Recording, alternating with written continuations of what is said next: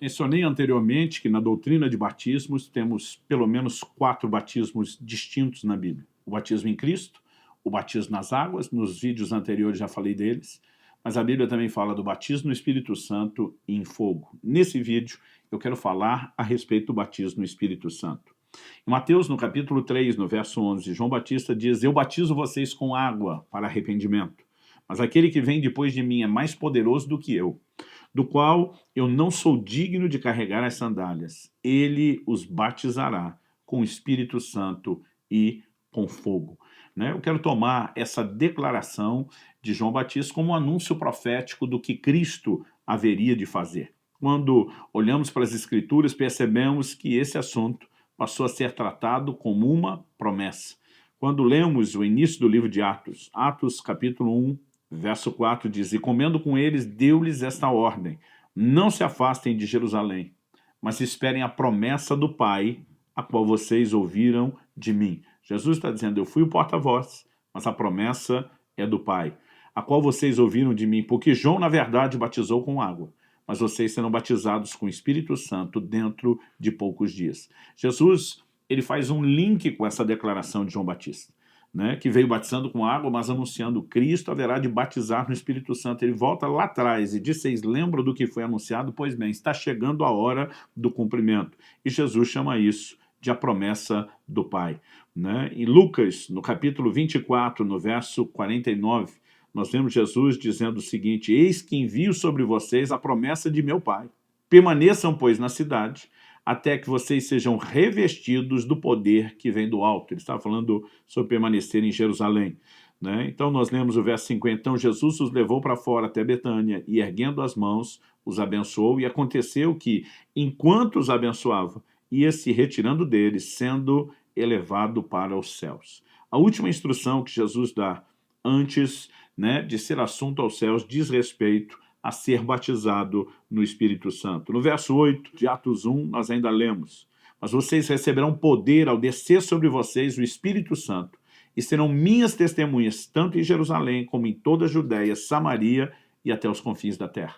O verso 9 diz: depois de ter dito isso, Jesus foi elevado às alturas à vista deles, e uma nuvem o encobriu dos seus olhos. A promessa do Pai. Jesus estava dizendo: antes de me ausentar, eu preciso que vocês se lembrem da promessa do Pai que eu comuniquei a vocês. Vocês precisam de um batismo. Lembrando que a palavra batismo significa mergulhar, imergir, ser colocado para dentro de. Quando falamos do batismo em Cristo, nós vimos que todos nós, em um só Espírito, fomos batizados. O Espírito Santo é quem nos leva a Cristo.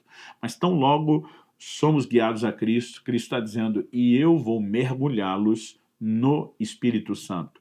Sabe, nós precisamos entender que, se por um lado houve a promessa, por outro lado houve o cumprimento. Eles permaneceram em Jerusalém, continuaram ali, perseverando em oração. O verso 14 de Atos 1 diz: todos esses perseveravam unânimes em oração com as mulheres, com Maria, mãe de Jesus, com os irmãos deles. E a Bíblia diz no verso 2, ao cumprir-se o dia de Pentecostes, estavam todos reunidos no mesmo lugar. De repente, veio do céu um som como de um vento impetuoso e encheu toda a casa onde estavam assentados. E apareceram distribuídas entre eles línguas como que de fogo, as quais pousaram sobre cada um deles. E todos ficaram cheios do Espírito Santo e começaram a falar em outras línguas, segundo o Espírito lhes concedia que falassem. Esse é o cumprimento inicial da promessa do Pai feita por Jesus. Ao olhar para o livro de Atos, e eu discordo quando alguns estudiosos dizem que o livro de Atos não serve para teologia sistemática. Romanos capítulo 15, verso 4 diz: tudo quanto foi escrito para nosso ensino foi escrito. Não existe a distinção entre um livro que relata experiências e epístolas que ensinam a doutrina, dizendo um serve para sistematizar a teologia e o outro não. Nós percebemos no livro de Atos que tudo aquilo que foi instruído e eles vivenciaram na prática nos mostra exatamente como que aquilo que foi prometido se cumpriu, como que foi desfrutado. Então, no livro de Atos, nós temos 3 experiências de pessoas sendo cheias do Espírito Santo que entram na característica de descrição. Isso significa que tem detalhes. Mas nós temos outras 2 que elas entram na categoria de menção. né? Há uma menção de que ocorreu e não há preocupação em se descrever os detalhes daquilo que aconteceu. E acredito que nós precisamos olhar para as 5, né, narrativas de pessoas sendo cheias do Espírito Santo, mas levando em conta a diferença entre a descrição, que dá detalhes, e a menção, né, que não dá detalhes. Descrição, nós temos 3 episódios. Menção, nós temos 2 episódios. Então, eu quero que você possa olhar comigo para o segundo momento onde nós temos uma descrição de gente sendo cheia do Espírito Santo. Atos capítulo 10 nos mostra o apóstolo Pedro indo pregar por direção de Deus, né, liderado pelo Espírito Santo, ele indo pregar na casa de Cornélio. E a Bíblia diz, verso 44 de Atos 10, enquanto Pedro falava essas coisas, o Espírito Santo caiu sobre todos os que ouviam a mensagem. E os fiéis que eram da circuncisão, que tinham vindo com Pedro, admiraram-se, porque também sobre os gentios foi derramado o dom do Espírito Santo. Pois eles os ouviam falando em línguas e engrandecendo a Deus. Então Pedro diz, será que alguém poderia recusar a água e impedir que sejam batizados estes que, assim como nós, receberam o Espírito Santo? Então nós temos aqui uma segunda descrição. A terceira está em Atos, no capítulo 19. A palavra de Deus nos mostra que o apóstolo Paulo chega em Éfeso, encontra um grupo que se intitulava como discípulos, primeira pergunta que ele faz a eles, vocês receberam o Espírito Santo quando creram? Quando eles respondem, pelo contrário, nós nem mesmo ouvimos que existe o Espírito Santo, está no verso 2. Paulo pergunta, que batismos vocês receberam? Ele age como quem diz, não estou reconhecendo um evangelho que foi pregado da maneira como nós esperávamos. Eles respondem o batismo de João. Né? E aí Paulo explica, João realizou o batismo de arrependimento, dizendo ao povo que cresce naquele que viria depois dele, a saber, Jesus.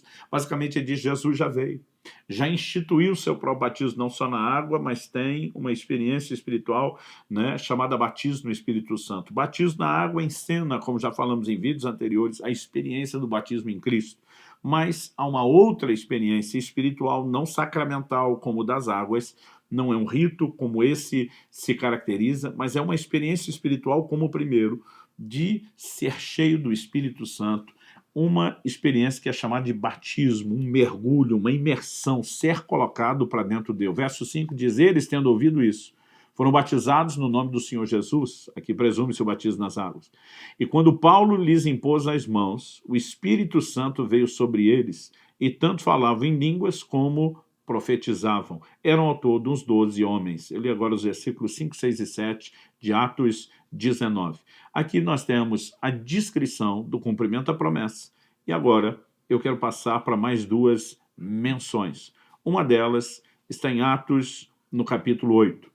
A Bíblia nos fala a respeito de Filipe evangelizando Samaria. O poder de Deus estava se manifestando naquela cidade, né? O verso 12 diz que muitos iam sendo batizados, homens e mulheres. Mas o verso 14 de Atos 8 diz, quando os apóstolos que estavam em Jerusalém ouviram que o povo de Samaria tinha recebido a palavra de Deus, enviaram-lhes Pedro e João. Chegando ali, oraram por eles para que recebessem o Espírito Santo.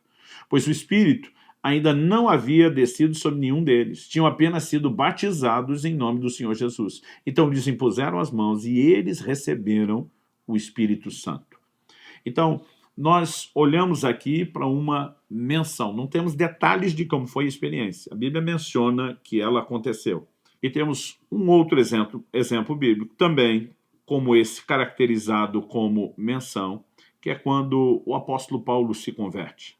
A Bíblia diz, no versículo 9, que ele esteve 3 dias sem ver, durante os quais nada comeu nem bebeu. Nesse interim, a Bíblia diz que o Senhor aparece para um discípulo chamado Ananias, lhe comunica onde Paulo está e o envia com uma missão de ministrar a vida de Paulo. No verso 17, a Bíblia diz, Ananias foi, entrando na casa, impôs as mãos sobre Paulo, dizendo, Saulo, irmão, o Senhor Jesus, que apareceu a você no caminho para cá, me enviou para que você volte a ver e fique cheio do Espírito Santo.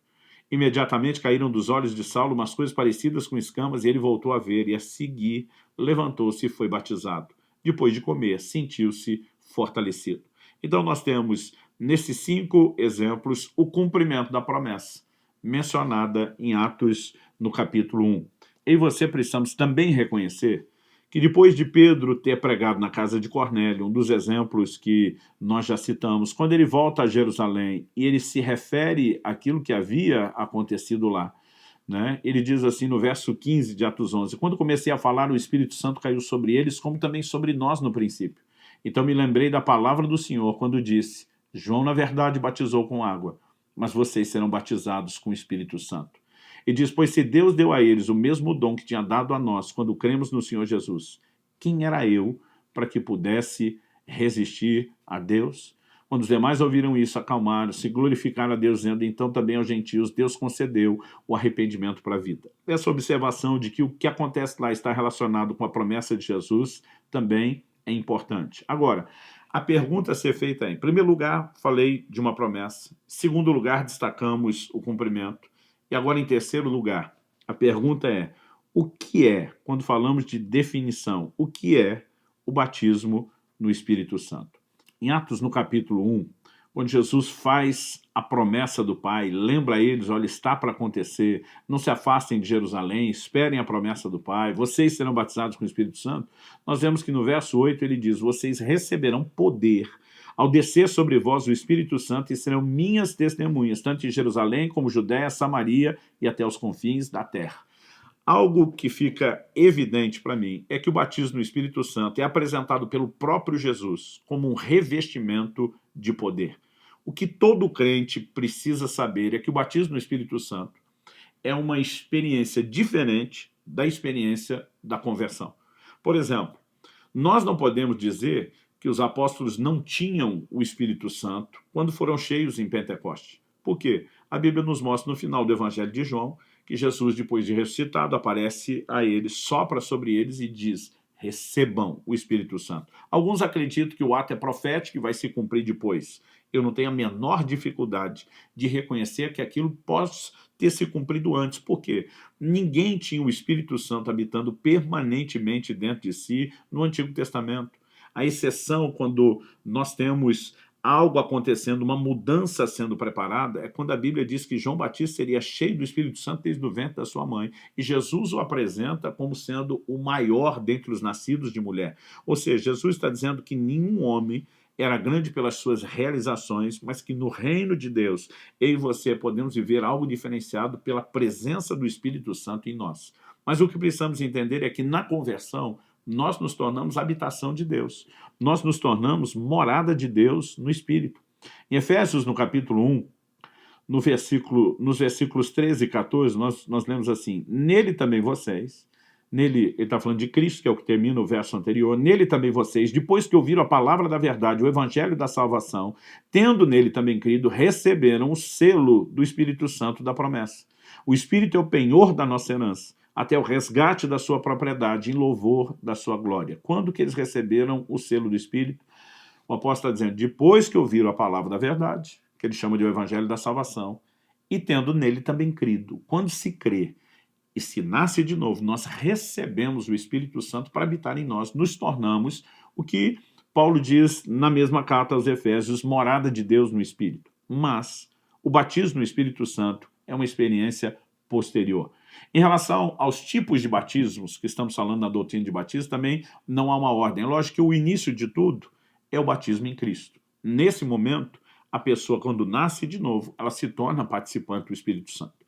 Depois, existe o batismo nas águas, que é uma forma de encenar o que aconteceu aqui. Temos também o batismo no Espírito Santo e o assunto do próximo vídeo, que é o batismo em fogo.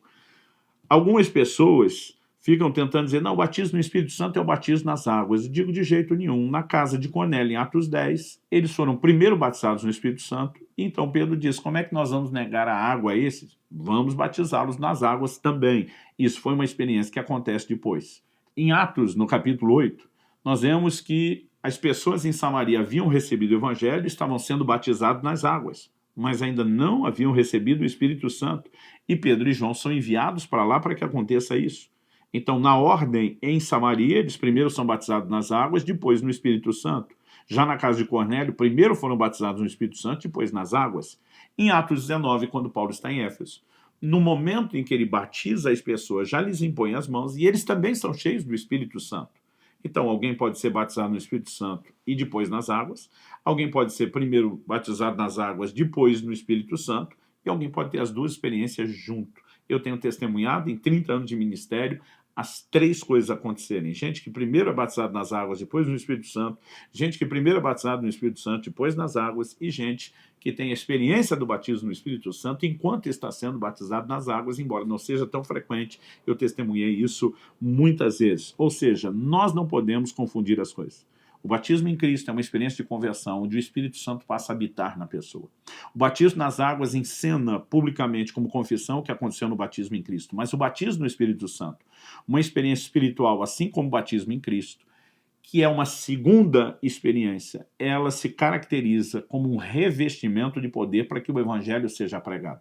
A primeira, né, é o receber o Espírito Santo no sentido da sua presença, de poder desfrutar a sua liderança para poder vivenciar o evangelho. A segunda diz muito mais respeito a ter o poder espiritual para compartilhar o evangelho. Então precisamos reconhecer em essência o que é o batismo no Espírito Santo. Na cabeça de alguns crentes, ele é uma espécie de um diploma. Eu finalmente cheguei lá, eu concluí alguma coisa. Eu digo às pessoas, não, o batismo no Espírito Santo é apenas a porta de entrada. A Bíblia também intercala com o termo ser batizado no Espírito, receber o Espírito, a expressão ser cheio do Espírito Santo, como vemos em Atos no capítulo 2. Agora, ser cheio precisa também ser devidamente entendido, porque a palavra de Deus nos diz lá no Evangelho de João que Deus não dá o Espírito por medida. Então, ser cheio não é que, eu recebi um pouco e tinha o Espírito Santo até a altura do joelho, depois recebi um pouco mais, cheguei mais ou menos na metade ali do corpo, na cintura, depois no outro culto ou conferência fui visitado por Deus e agora o nível da água subiu, está mais ou menos no peito, até que finalmente dê a tampa da cabeça. Não. Deus não dá o Espírito por medida. A expressão ser cheio é ser totalmente tomado, totalmente preenchido. Eu diria que isso tem muito mais a ver com a sua rendição a Ele do que qualquer outra coisa. Ser cheio tem mais a ver com o que o Espírito Santo tem de você do que o que você tem dele, porque ele não é fracionado e nem entregue de forma parcelada para cada um de nós. Nessa experiência espiritual do revestimento de poder, existe sempre a possibilidade de um nível de entrega diferenciado que nos leve a viver a vida cristã de uma forma também diferenciada, mas sem perder o foco de que isso não é apenas a capacitação para viver o evangelho, mas viver de tal maneira que a fé seja transbordada, compartilhada, que outros sejam convencidos e alcançados de uma forma sobrenatural e não meramente por esforço natural. Dito isso, eu quero discutir em quarto lugar, em primeiro lugar falei da promessa, em segundo do cumprimento, em terceiro tentamos definir aqui o que é o batismo no Espírito Santo, um revestimento de poder. Em quarto lugar, eu quero mexer num assunto que tem gerado muita discussão, não no meio pentecostal e carismático, mas muitas vezes quando esses estão discutindo com os que não são. Qual é a evidência bíblica, física e inicial do batismo no Espírito Santo? Quando nós olhamos para aqueles 5 relatos do livro de Atos, o que é que nós enxergamos em 3 descrições e 2 menções? Nós precisamos observar isso. Em Atos 2, a Bíblia diz que houve ruído como que de vento, línguas como que de fogo, mas a Bíblia diz que todos falaram em línguas. Quando você chega em Atos capítulo 10, a segunda descrição na casa de Cornélio, a Bíblia diz que todos passaram a falar em línguas e a magnificar a Deus. Você não tem ruído como que de vento, você não tem línguas como de fogo, e tem um elemento diferente que não tem em Atos 2, magnificaram a Deus. Mas o elemento comum, falaram em línguas. Em Atos 19, a Bíblia diz que eles começaram a falar em línguas e profetizar. Ou seja, lá em Éfeso não teve ruído como de vento, não teve língua de fogo, não magnificaram a Deus. Tem um elemento diferente chamado profecia, o que significa que as experiências não são necessariamente iguais, mas, de novo, o ponto comum, todos falaram em outras línguas. Outro dia alguém me disse, mas quando a Bíblia diz que Ananias foi lá para ministrar Paulo, para ele ser cheio do Espírito Santo, a Bíblia não diz que ele falou em línguas. E eu normalmente digo para as pessoas também, não diz que ele não falou, porque aquilo não é uma descrição, é só uma menção. Nós não temos os detalhes. O que nós sabemos é que o mesmo Paulo, por quem foi orado para ser cheio do Espírito Santo, em 1 Coríntios 14, 18, ele escreve e diz, dou graças a Deus, porque falo mais em línguas do que todos vós. Então, o texto bíblico, que é uma menção, no caso de Paulo, e não uma descrição, que não diz nem que sim, nem que não, ele, por outro lado, tem um suporte de que Paulo teve a experiência. Então, quando vamos para outra menção, né, bíblica que está em Atos capítulo 8, que é a experiência de Samaria, o que é que eu e você podemos levar em consideração quando tentamos entender, houve algum tipo de evidência? Quando eu olho para o texto, eu digo a você, com certeza houve algum tipo de evidência. O verso 18 de Atos 8 fala de Simão, o mágico, que havia se convertido, diz, quando Simão viu que, pelo fato de os apóstolos imporem as mãos, era concedido o Espírito Santo, ofereceu-lhes dinheiro, dizendo, deem também a mim esse poder, para que a pessoa sobre a qual impuser as mãos receba o Espírito Santo. Observe o seguinte, ele viu que pelo fato dos apóstolos imporem as mãos, as pessoas recebiam. E ele quer comprar o quê? Ele não quer comprar o Espírito Santo, ele quer comprar a capacidade de como eles impor as mãos para que os outros recebam o Espírito Santo. Como, essa pergunta ela é básica, mas é fundamental, como Simão viu que com a imposição das mãos as pessoas recebiam o Espírito Santo? O Espírito Santo não apareceu, não há relato no texto bíblico de uma aparição visível, né? E nós sabemos que ele, como Espírito, é invisível ao olho humano. Como a experiência foi vista? Simão só pôde ver aquilo porque havia alguma evidência física inicial acontecendo. Então, das 3 primeiras menções, nós temos a presença do falar em línguas sempre presente. Nas 2 menções, nós temos, não há descrição aqui e não há detalhes, mas nós sabemos que Paulo falou em outras línguas. Em Atos, no capítulo 8, nós não podemos dizer qual era a manifestação física inicial, mas nós entendemos que os apóstolos já tinham uma mentalidade, né, uma compreensão de um padrão. Quando Pedro, por exemplo, volta e conta o que aconteceu na casa de Cornélio, que eles falaram em línguas, eles reconhecem, se Deus lhes deu o Espírito Santo, como também fez conosco, ele está dizendo o padrão está se repetindo. Presume-se que o Pedro e o João, que foram ministrar lá, também estavam vendo o cumprimento do mesmo padrão, né? A Bíblia não está dizendo, olha, nesse dia foi diferente, nesse dia não aconteceu isso, aconteceu outras coisas. Há silêncio. Portanto, nós não podemos dizer o que aconteceu quando a Bíblia não diz, mas o que se presume, não há uma negativa de que eles tenham recebido e tudo parece ter se conduzido de acordo com o formato padrão. O próprio Jesus já havia dito, esses sinais seguirão os que creem, falarão novas línguas. Quando eu olho para as Escrituras, eu percebo um outro princípio, né? Um princípio bíblico, de ser cheio do Espírito e falar como consequência desse enchimento. Isso aparece em muitos textos das Escrituras, né? Mesmo quando não se trata do falar em línguas, manifestação que é exclusiva do Novo Testamento. Então, você olha, por exemplo, textos do Antigo Testamento, em Números 11, 25 e 26, os 70 anciãos nomeados por Moisés, quando são cheios do Espírito, profetizam. Em Números 24, 2 e 3, Balaão profetiza. Em 1 Samuel 10, 10, nós vemos Saul profetizando, falando como resultado do enchimento do Espírito Santo. Em 1 Samuel 19, de 20 a 24, os mensageiros de Saul e ele, novamente, sendo cheios do Espírito Santo e profetizando. E 2 Reis, capítulo 3, verso 15, a Bíblia fala de Eliseu e que a mão do Senhor veio sobre ele e ele passou a profetizar. Em Ezequiel 3,14, a expressão a mão do Senhor é usada para falar do Espírito Santo. Em 2 Crônicas, capítulo 15, verso 1, Azarias, cheio do Espírito Santo, profetiza. Em 2 Crônicas 20, 14, Jaziel, cheio do Espírito Santo, profetiza. Em 2 Crônicas 24, 20, nós vemos Zacarias profetizando. Em Lucas, agora Novo Testamento, capítulo 1, dos versos 39 a 45, Isabel, cheia do Espírito Santo, passa também a falar profeticamente. Lucas, capítulo 1, a partir do verso 67, Zacarias, o pai de João Batista, cheio do Espírito Santo, também passa a profetizar. Então, nós percebemos, olhando para essas declarações bíblicas, que há um padrão entre ser cheio do Espírito Santo e falar, né? Por exemplo, o apóstolo Paulo diz aos Efésios, não vos embriagueis com vinho, no qual há dissolução, mas enchei-vos do Espírito, falando entre vós salmos, hinos, cânticos espirituais. Né? Em Atos capítulo 4, verso 8, a Bíblia diz, então Pedro, cheio do Espírito Santo, lhes disse, agora nós temos a menção de Pedro, né, que está pregando aos sacerdotes. À medida que olhamos para as Escrituras, o padrão se repete. Né? A importância da língua é mencionada por Tiago, lá em Tiago capítulo 3. né? Ele diz, se alguém controla a sua própria língua, ele tem poder sobre todo o corpo, né? Não é de admirar que o Espírito Santo, quando nos enche, queira controlar a nossa língua e a nossa fala. Isso não significa, em absoluto, que um crente que ainda não falou em línguas, que ele seja menos crente do que o outro, que ele tenha menos do Espírito Santo do que o outro, porque o Espírito Santo não é dado por medida. Agora, significa que ele poderia ter mais do que tem. Eu tenho visto pessoas que não tiveram a experiência, a chamada experiência pentecostal, o batismo no Espírito Santo com evidência, falar em línguas, são crentes fiéis e piedosos.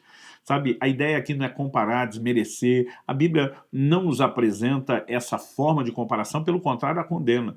Mas o que eu quero dizer é que o fato de alguém não ter a experiência, estar vivendo algo especial, não significa que não possa viver ainda mais algo ainda mais especial na sua dedicação. Paulo diz que o que fala em línguas edifica-se a si mesmo. Deus nos deu uma ferramenta de edificação. Por que a gente julgaria que ela é útil para um, mas não é necessária para outro, não faz diferença na vida de outros? Nós precisamos compreender que nada que Deus nos dá é sem importância. Agora, eu encorajo sempre as pessoas que não tiveram a experiência a orar por isso, a buscá-la, mas algo que eu preciso falar aqui, ao encerrar esse assunto, que a experiência deve ser continuamente renovada. Não é porque alguém um dia foi cheio do Espírito Santo, né, que aquilo garantiu a experiência de uma vida inteira. Nós vemos que depois de Pentecostes, no dia de Pentecostes, as pessoas foram cheias do Espírito Santo. Em Atos 4:8, que eu mencionei agora há pouco, nós vemos Pedro falando cheio do Espírito Santo. Mas a Bíblia nos mostra também, em Atos, ainda no capítulo 4, que depois que eles saíram da cadeia, eles começam a orar e clamar a Deus, eles começam, né, a suplicar a Deus que eles pudessem anunciar com toda a intrepidez a palavra, enquanto Deus estendia a mão para fazer sinais, prodígios e milagres por meio do nome de Jesus. E o verso 31 diz, tendo eles orado, tremeu o lugar onde estavam reunidos, todos ficaram cheios do Espírito Santo e com ousadia anunciavam a palavra de Deus. Era gente que já tinha sido cheio do Espírito, que já estava falando a palavra com ousadia, mas continuam experimentando novos enchimentos, né? Aliás, algo interessante de se observar é que em Efésios 5:18, a expressão enchei-vos do Espírito está no que no original grego pode ser classificado como tempo contínuo. Não é o gerúndio que indica que a ação está acontecendo, mas é quase como se fosse encham-se, continuem a se encher e nunca parem de se encher. Ou seja, uma ação ininterrupta. Gálatas 5:16, depois o verso 24, 25, né, nos falam sobre andar no Espírito, nos falam sobre viver no Espírito, e isso é uma experiência para todos os dias. Eu posso testemunhar que o batismo no Espírito Santo, para mim, que nasci e cresci num lar cristão, mudou completamente o curso da minha vida, não apenas impactou a minha comunhão, o meu relacionamento com Deus, mas me revestiu de poder, me acordou para a necessidade de ser uma testemunha de Cristo e me deu a capacidade de vivenciar isso de forma sobrenatural, com resultados que eu sei que eu jamais poderia ter provocado, produzido ou conseguido. É parte da doutrina bíblica, é parte da doutrina de Cristo, é parte da doutrina de batismos e não é algo que possa ser negligenciado, né? Aconselho a todos os crentes que ainda não tiveram experiência ou que não conseguem ter certeza sobre ela, busquem de todo o coração, porque isso é parte do plano e do propósito de Deus para cada um de nós. E Deus abençoe cada um de vocês e os leve a viver continuamente, não só a experiência do batismo, mas continuamente, uma vida cheia do Espírito Santo para a glória de Deus.